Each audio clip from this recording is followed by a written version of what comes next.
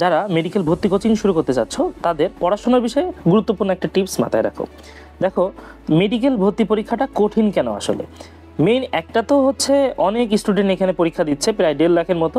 তারপরেও আরেকটা কথা, তুমি এখানে 1 ঘন্টার মধ্যে প্রায় 8টা বিষয়, এই 8টা বিষয়ের মধ্যে তোমার 55টা চ্যাপ্টার, সাথে জিকে এবং ইংলিশ, এই সকল বিষয় অনেক হিউজ একটা তথ্য কিন্তু তুমি মাথায় নিয়ে পরীক্ষা দিতে যাচ্ছ।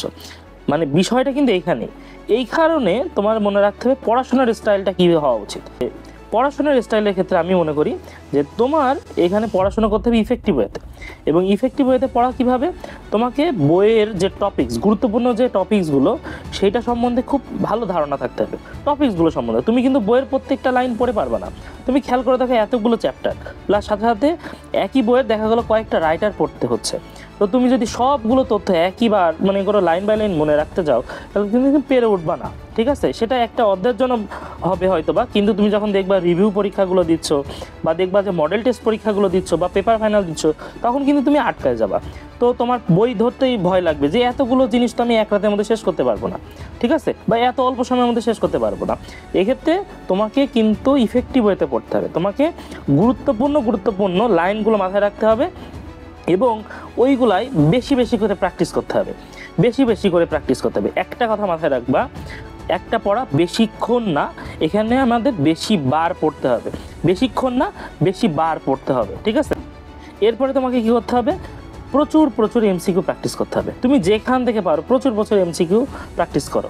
এবং এমসিকিউ প্র্যাকটিস করলে তোমার মধ্যে যে জড়তাগুলো ছিল বা তোমার মধ্যে যে দুর্বলতাগুলো ছিল, ওই বইয়ের যে অন্যান্য লাইনগুলো পড়া হয়নি, দেখা যাবে অনেক এমসিকিউ প্র্যাকটিস করার পরে তোমার মনে হবে যে ওগুলো তার মধ্যে চলে আসবে, ঠিক আছে। তো তোমাকে বেশি এমসিকিউ প্র্যাকটিস করতে হবে এবং পড়ার টাইমটা ইফেক্টিভ ওয়েতে কাটানোর জন্য তুমি যদি একটানা থিওরি পড়ো তাহলে কিন্তু তোমার ভালো লাগবে না, ঠিক আছে। তো তুমি তার মধ্যে ভ্যারিয়েশন নিয়ে আসবা, যে তুমি কিছু সময় থিওরিটিক্যাল বই পড়ো, কিছু সময় এমসিকিউ প্র্যাকটিস করো, কিছু সময় জিকে পড়ো, কিছু সময় ইংলিশ পড়ো। একটা না, কোনো বিষয়ে একটা না অনেকক্ষণ ধরে একই বিষয় পড়বা না, এতে কিন্তু একঘেয়েমিতা লাগবে। হয়তো বা কিছুক্ষণ তোমার পড়তে ভালো লাগবে, কিন্তু তারপরে কিন্তু আলটিমেটলি তোমার পড়তে ভালো লাগবে না। তো এটা একটা বিষয়। সর্বোপরি আমি মনে করি তোমার ওই অধ্যায় সম্বন্ধে একটা ক্লাস নিতে পারার ক্ষমতা অর্জন করা। সহজ ভাষায়, তোমরা অনলাইনে বহুত ক্লাস দেখছো, বা আমরা কোচিংয়ে যখন ক্লাস নিই তখন না দেখে যে আমরা ক্লাসগুলো নিই, কোনটার পরে কোনটা বলি, হ্যাঁ, ইম্পর্টেন্ট তথ্যগুলো কোনটার পরে কোনটা বলি, তাহলে ওইগুলাই গুরুত্বপূর্ণ, ঠিক আছে।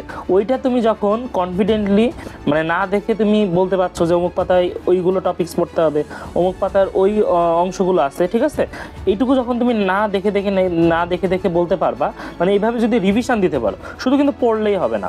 আমরা অনেক সময় করি কি, একটা না মনে করো পড়ে যায় কতগুলো অধ্যায়, তারপরে কিন্তু মনে থাকে না। তো রিভিশন দিতে হবে, পুরোনো জিনিস রিভিশন দিতে হবে। এবং বললাম যেটা, সামগ্রিকভাবে পারতে হবে। তুমি একটা টপিকস ভালো পারো বা মনে করো একটা অধ্যায় অনেক ভালো পারো, এভাবে পারলে কিন্তু হবে না। তোমাকে এখানে বই ভালো পারতে হবে, ঠিক আছে। তোমাকে এখানে 8টা সাবজেক্টের প্রস্তুতি নিতে হবে, ঠিক আছে। সামগ্রিকভাবে যে ভালো পারে সেই কিন্তু গেইনার। তো এই ক্ষেত্রে তোমাদেরকে বলতে চাচ্ছি যে বইয়ের প্রত্যেকটা লাইন যে মুখস্থ করে ফেলবা, বিষয়টা এরকম না। তোমাকে গুরুত্বপূর্ণ টপিকসগুলো বুঝে পড়তে হবে, বারবার রিভিশন দিতে হবে, একটা পড়া বেশিক্ষণ না পড়ে বেশি বার পড়ার চেষ্টা করতে হবে, বেশি প্র্যাকটিস করতে হবে। গেইনার তুমি হবেই।